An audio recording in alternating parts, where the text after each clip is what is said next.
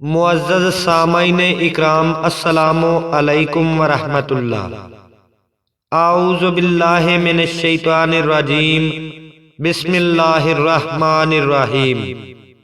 امام حسن بصری نے بیان کیا، ان سے ابو بکر نفی بن حارث رضی اللہ تعالی عنہ نے کہ ہم نبی اکرم صلی اللہ علیہ وآلہ وسلم کی خدمت میں حاضر تھے کہ سورج کو گرہن لگنا شروع ہوا۔ نبی کریم صلی اللہ علیہ وآلہ وسلم اٹھ کر جلدی میں چادر گھسیٹتے ہوئے مسجد میں گئے، ساتھ ہم بھی گئے۔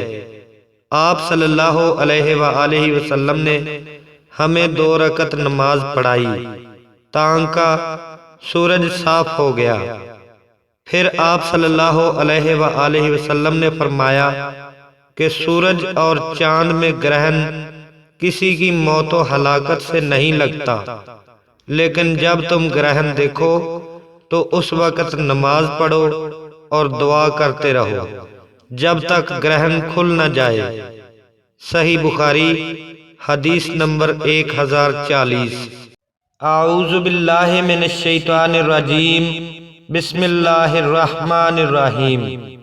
ابراہیم بن حمید نے خبر دی، انہیں اسماعیل بن ابی خالد نے، انہیں قیس بن ابی حازم نے، انہوں نے کہا کہ میں نے ابو مسعود انصاری رضی اللہ تعالی عنہ سے سنا کہ نبی کریم صلی اللہ علیہ وآلہ وسلم نے فرمایا، سورج اور چاند میں گرہن کسی شخص کی موت سے نہیں لگتا، یہ دونوں تو اللہ تعالیٰ کی قدرت کی نشانیاں ہیں، اس لیے اسے دیکھتے ہی کھڑے ہو جاؤ اور نماز پڑھو۔